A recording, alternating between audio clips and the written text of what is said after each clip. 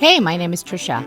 I just got back from a 10-day Colombian coast road trip with my friends, Kenneth. Actually, we were looking for a wall. And Karina. Así nomás. This wasn't my first time in Colombia, but this was my first time driving around Colombia.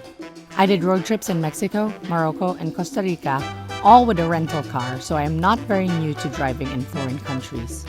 Was driving in Colombia easy? Did I enjoy the long drives?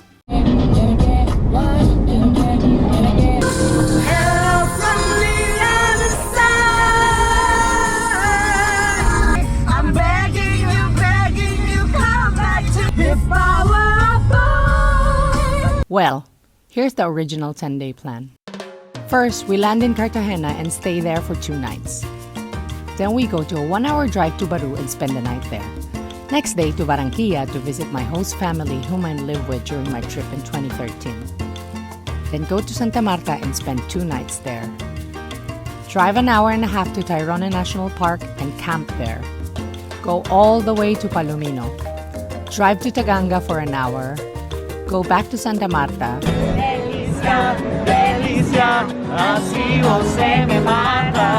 Just because.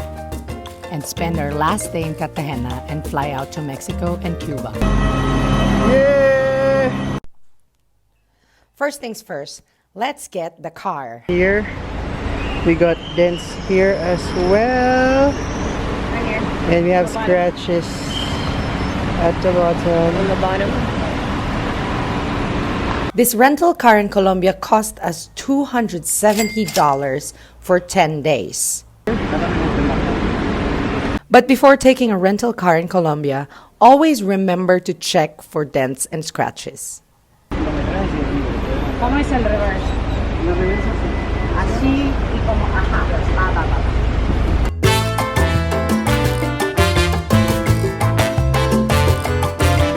Cartagena International Airport is about 6.4 kilometers to the city center. We drove to our hostel for only 15 minutes, but we forgot to consider that parking is very difficult to find in this area. Cartagena streets are very narrow and are often one-way. If you're new to driving in Colombia, use Waze. It's very accurate and convenient. Reservation is not included the Last name is on. Yeah. Our hostel costs $11 per head per night. We plan to stay in Cartagena for 2 nights covering the weekends. We're getting some food. Aquí te prendo el abanico y te das por ahí porque tú quieras. Salud. Our food budget in Cartagena was set to $450 per meal or 15,000 Colombian pesos. Don't be confused. Colombian currency starts counting in hundreds, so be mindful of the zeros. We wanted to eat well and at the same time save money, so we set this budget.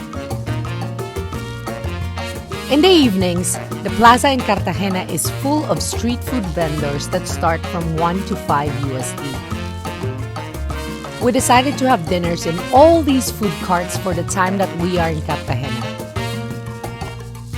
Colombian food is very, very tasty, especially my favorite, the arepa. ¿No es tan picante? Sí, No. ¿Algo más fuerte? algo más fuerte. This is mine. ¿Y para?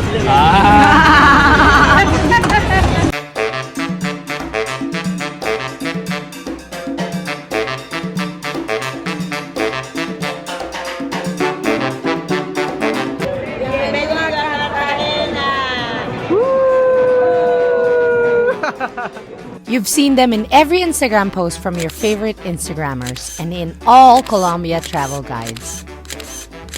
They are called palenqueras, Colombian women of African descent with colorful dresses balancing tropical fruits on their heads.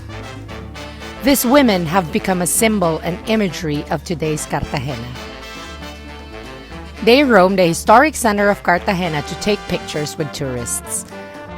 This is now what they do for a living, and almost anyone and everyone can dress like a palenquera and make it as their jobs.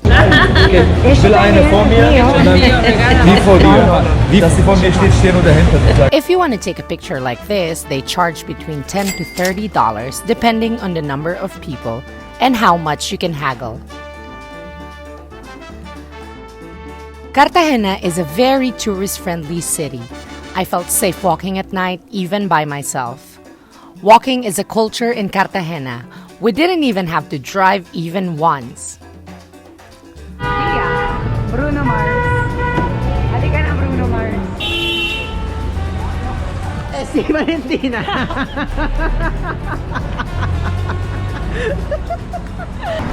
Ayan, ang aga-aga. Sinaway nila ako sa mga poncho ko. Nakahikaw na, may paganyan pa.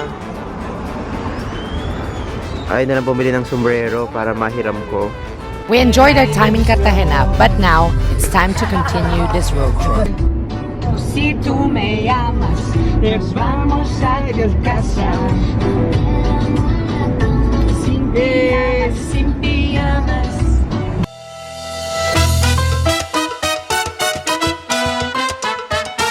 The drive from Cartagena to Beru is about 46 kilometers, and it takes only an hour and 15 minutes to get there. Beru is known to be an expensive island comparing to the city, so on the way, we decided to buy our own drinks.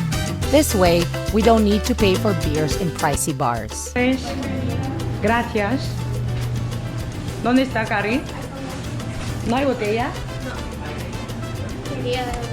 As soon as we arrived Isla Beru's parking lot, we were flocked by vendors inviting us to stay in their hotels and eat in their restaurants.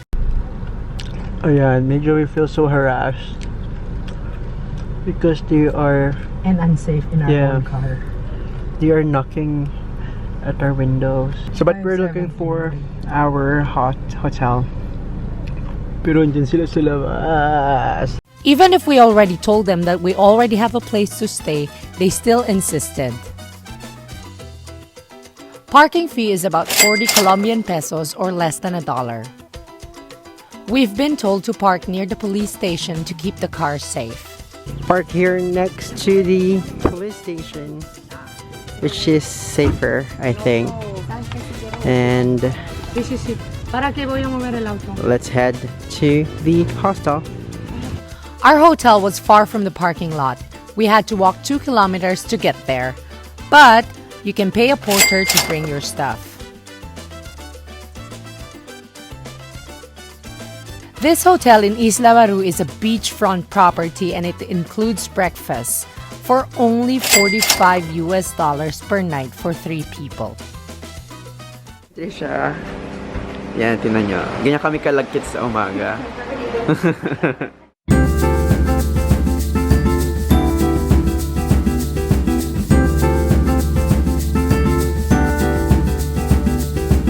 We did nothing in Isla Beru but swim, sunbathe, and lay on the beach all day. Road trips can be very tiring, especially if you're the one driving, so this was a great opportunity for us to do nothing. Food in Isla Beru is more expensive than the city.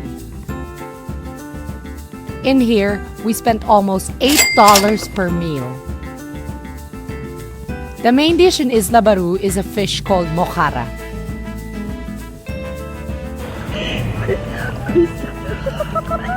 Ganun na mawala ng tubig. Yung sexy o yung nakakatawa? Hi guys, see you! Bye-bye. Yeah. After a full day of spending time on the beach and staying the night, it was time for us to leave Isla Beru. Bye! Good travel. Buenos dias! Gracias. Hello guys, so we are now leaving Beru and we are on our way to Barranquilla. So excited because Miss Universe. Miss Universe now. We're in Colombia. We're in Colombia because we're being Miss Universe. So, I'm so excited and so nervous. Nervous! Nervous. Anyway. Oh my gosh, I hope it's not us in Colombia. My God. I hope it's us. They're gonna kick us out. Anyway, so Because we always win. yeah. From Beru, Barranquilla is about 3 hours. It's not really advisable to drive at night, but I like not driving. Until the police stopped us. Hasta la policía. The police is also watching this universe. So look. They didn't really want anything. They just asked for my driver's license and my passport. And Miss Universe. Our auspicious host. We're just watching here in the car like India. I told you India is India also. India. And the police just watch The police would be like, what the fuck? They were called. I told you it's impossible that she will not be there. Yeah, I think the other two will be Brazil and Colombia. Colombia, we need you to be there. Because we're here. We don't want the TVs to be shut down. Colombia. Yay! Colombia! Viva Colombia! Pero we will win. Pilipinas will win. Oh, before I forget, we paid about $4 of toll fees in this route. So in 2013, I visited Colombia and I stayed with a local family. And I'm seeing them now after 6 years. I stayed with them for 3 months. And back then I didn't speak Spanish very well. But now I'm back in Barranquilla and I'm going to visit them. First, we buy some gifts.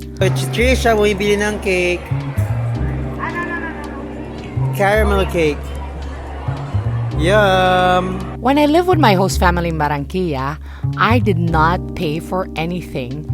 I ate there for free and they even gave me a private room. So I think it's just nice to bring something now that I'm visiting them after 6 years.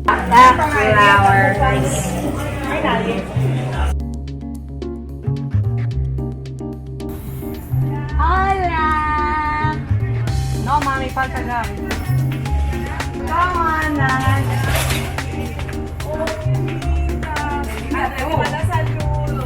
Hola! Ay, ¿cómo estás? ¿Qué más? Mira, está grabando. Ay, qué bella. Aquí está Trisha. This is my host mom, Patricia. She's been very good and very kind to me during my stay in Barranquilla. Not to mention, she's been so patient with the language barrier. ¿Qué más? Ah, pero mi amor, entonces ya. Chao, te hablo ahorita. Bueno, chao. This is my host sister, Dani. She's very smart, talented, and has traveled extensively too. During my stay with them, Dani and I hung out the most. Hola, hola! Trisha, explain mo yung ano. Trisha. Explain mo yung video para naman. Explain mo yung video. Hindi, explain mo yung video sa kanya. Okay. Kasi sumusunod ako sa kanya. Hindi okay lang. Hindi siya naguguluhan.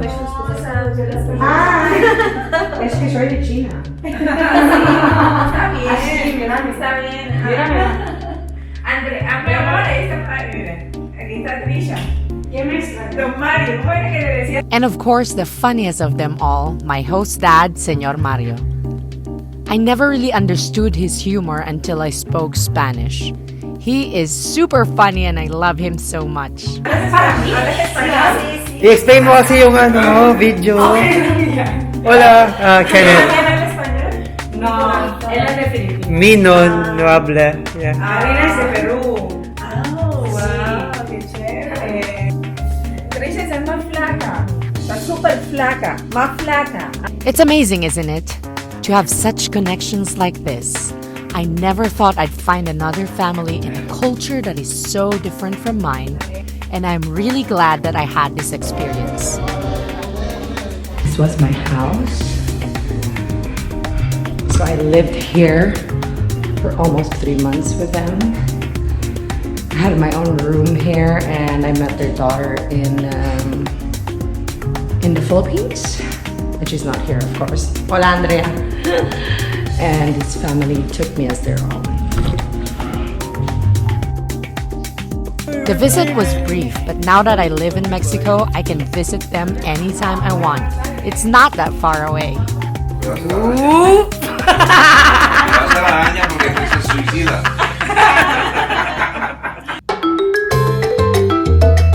This is our 6th week on the road, and from Peru, we didn't really get a chance to go to a shopping mall.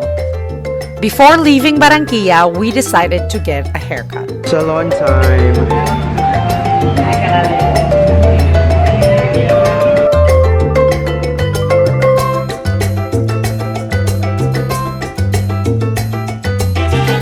Just this haircut and blow dry cost me $26, and in Colombia, that's really expensive.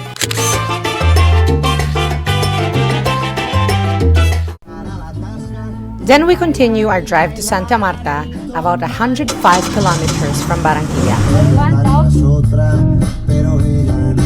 ¿Cómo? 12,000, 11,300.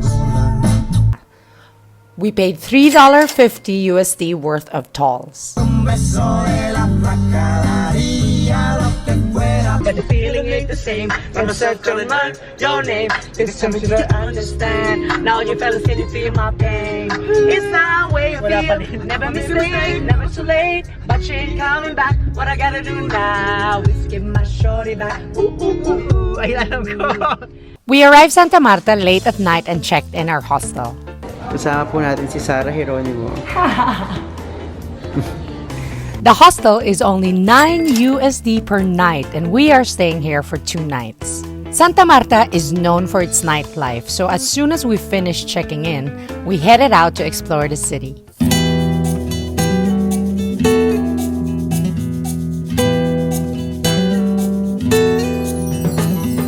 We are in Santa Marta, and I'm just gonna show you how well lit the streets are.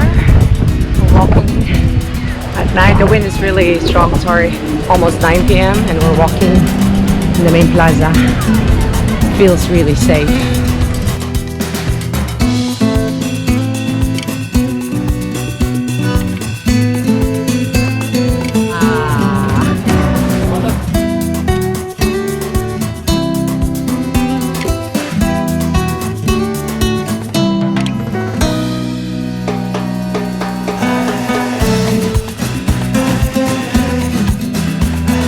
Colombia, you just buy beer from places like this and you walk with it. So this is like ¿cuánto vale?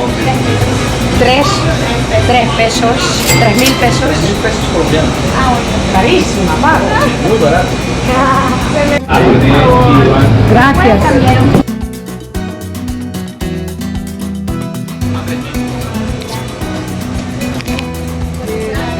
Tequila. Salud, chicos. Salud. Bye, hasta luego.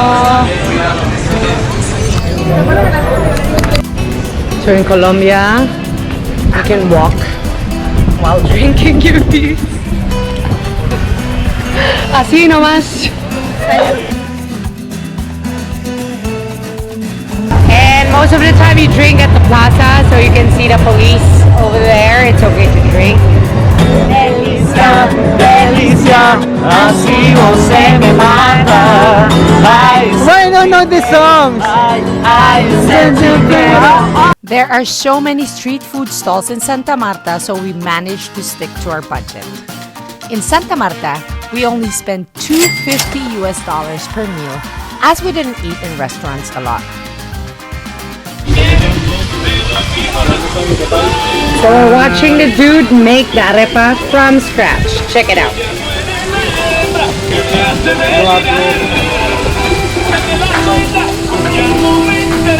Santa Marta is one of my favorite towns to visit in Colombia. I've been here twice and I really love the vibe. The streets are very colorful and it is always very lively. But Santa Marta is not just your regular city. There are so many beaches around Santa Marta which you can visit easily. It's always busy though, but a good spot by the beach is still guaranteed.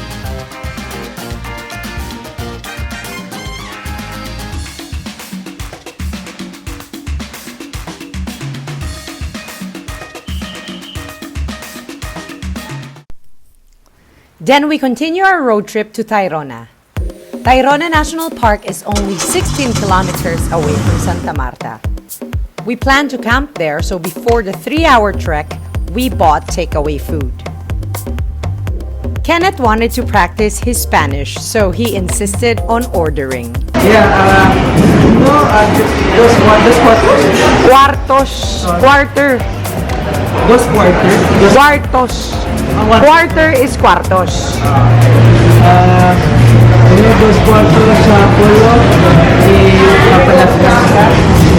Francesa.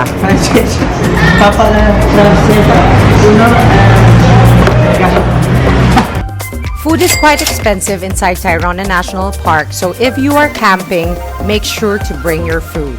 Hi everyone, I'm so sorry you're going to be angry about this, but I have to cut the Tayrona part short. What happened was when we were starting our 3-hour trek to get to Tayrona, something happened to Kenneth's camera and we were quite dependent on it. So I am just going to write on the blog about Tayrona, unfortunately. I cannot show you how that night went, but I guess it's good because we were able to camp and not film, not vlog anything. So that was really cool. I have some pictures though, and I'm going to share it to you on the blog. So thank you so much for understanding. Now we go to Palomino.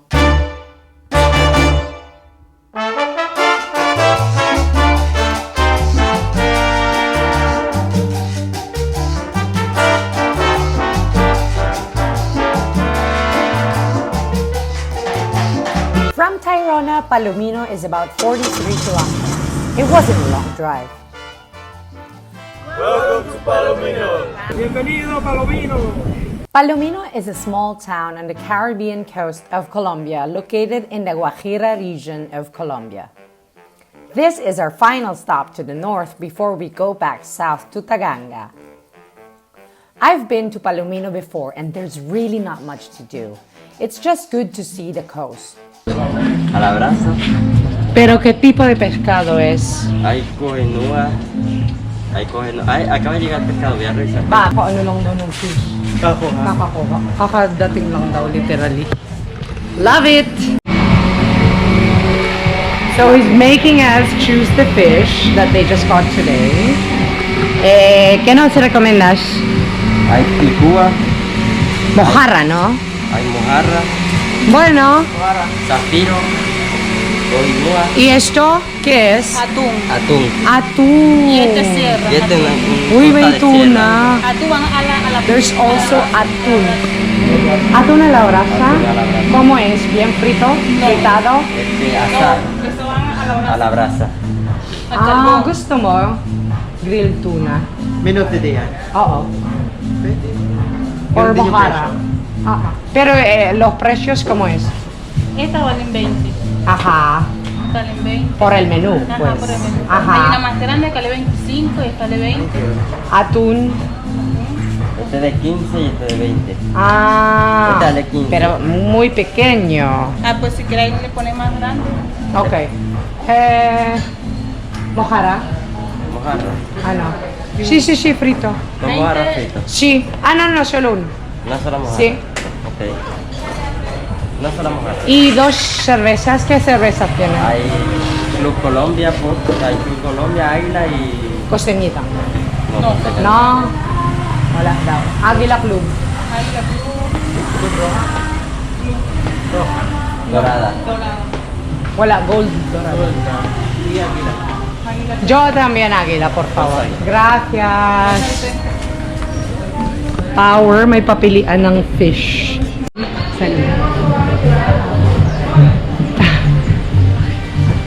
Salud. Mama, cheers! Salud!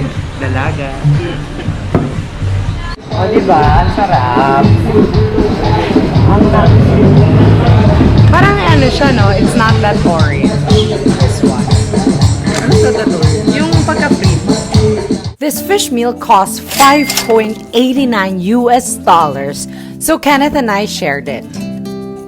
We were already at the end of our trip and we pretty much spent most of our travel budget. Bili tayong cerveza. Our time in Palomino was brief. However, we did a lot of beach stops along the way.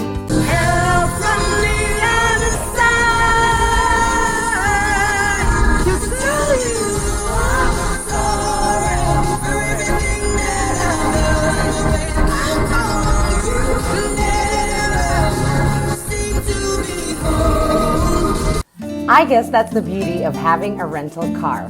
You can stop whenever you want, wherever you want. Subalit ngayon, wala na.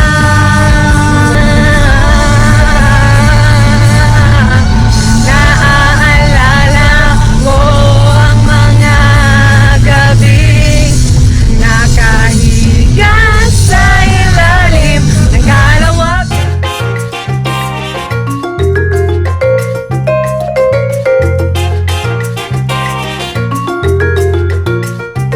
Finally, our last stop, the fishing town of Taganga. From Palomino, we drove 69 kilometers to Taganga. I spent New Year's here in 2014 and loved the quiet and the chaos of the town. We rented an Airbnb with an overlooking view of the city for only $35. It was really difficult to find, but when we arrived, it was all worth it. Okay ka lang. Yeah. Layo. Matarik siya, guys. And dark. O isipin mo kung lasing ka, akyat ka dito.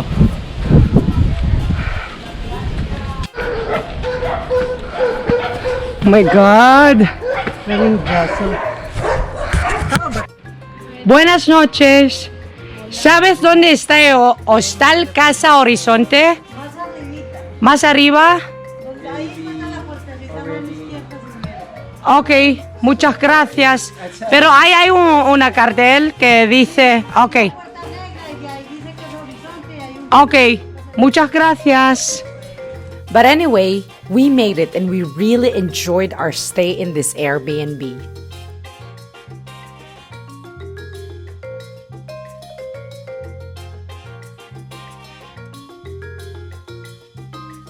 Before leaving Taganga to catch our flight to Cartagena, we had to do one last thing. Eat another mojarra.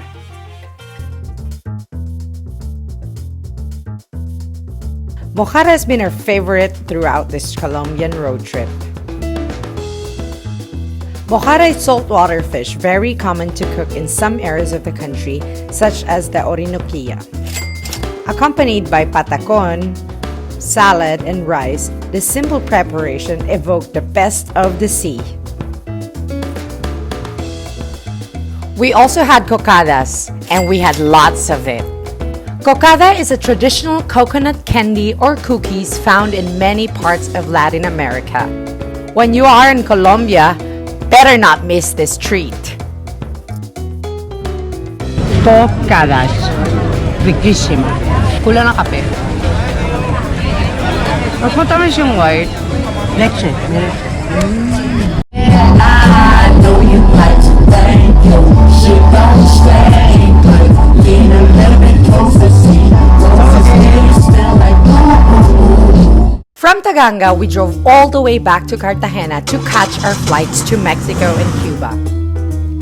This trip has been really amazing, and I'm so glad I was able to do it with my friends. Colombia is one of the countries I'll always go back to, and who knows, maybe next time you can join me on one of my road trips. Hasta luego, everyone!